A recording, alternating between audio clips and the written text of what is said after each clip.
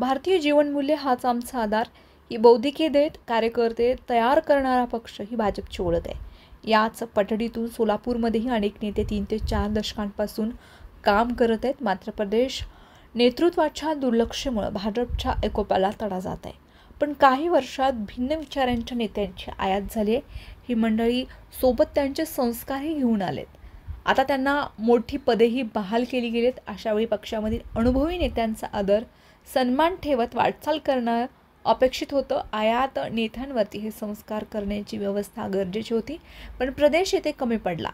यातूनच भाजपमधील एकोप्याला तडा गेला। प्रदेशाध्यक्ष येऊनही हा दुरावा झाला नाही। सोलापुरात काँग्रेसचा दरारा होता तेव्हा 2 दशकांपूर्वी शहर उत्तरमध्ये कमळ फुललं।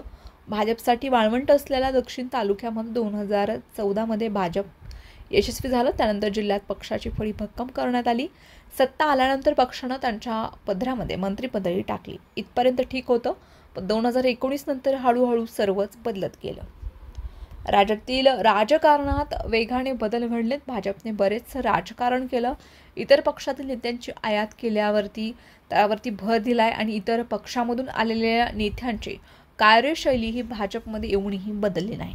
जुन्या नेत्यांना हे रुचणारं नव्हतं। यातूनच स्थानिक स्तरावरती भाजप विरुद्ध भाजप अशी तुपडी निर्माण झाली। नवा आणि जुना वादही सुरू झालाय। हे कमी म्हणून की काय, लोकसभा निवडणुकीमध्ये पक्षाविरोधी काम केलेल्या अनेकांना पक्षात पदे दिली गेलेत। स्वाभाविकच पक्षाचे निष्ठावंत नेते आणि कार्यकर्तेही दुखावले गेलेत। पक्षाची नाळ असलेल्यांना बुरे दिन।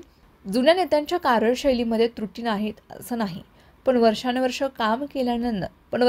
काम केल्यातून पक्षांशी एक नाळ तयार झाले। कठीण काळात पक्षाचं काम करत राहिलेल्या नेत्यांना बुरे दिवस आणि केवळ सत्ता, पैसा, टक्केवारी आदींच्या आमिषानं पक्षात राहिलेल्यांना आजचे दिन असल्याचं प्रखरतेनं जाणून आले।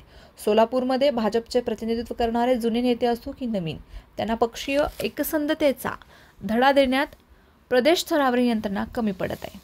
विसंवादाचा परिणाम शहर विकासावरती पालकमंत्र्यांसोबत पक्षातील पदाधिकाऱ्यांऐवजी नवख्या नेत्यांचा गाराडा असतो। मक्तेदारांची रेलचल असते।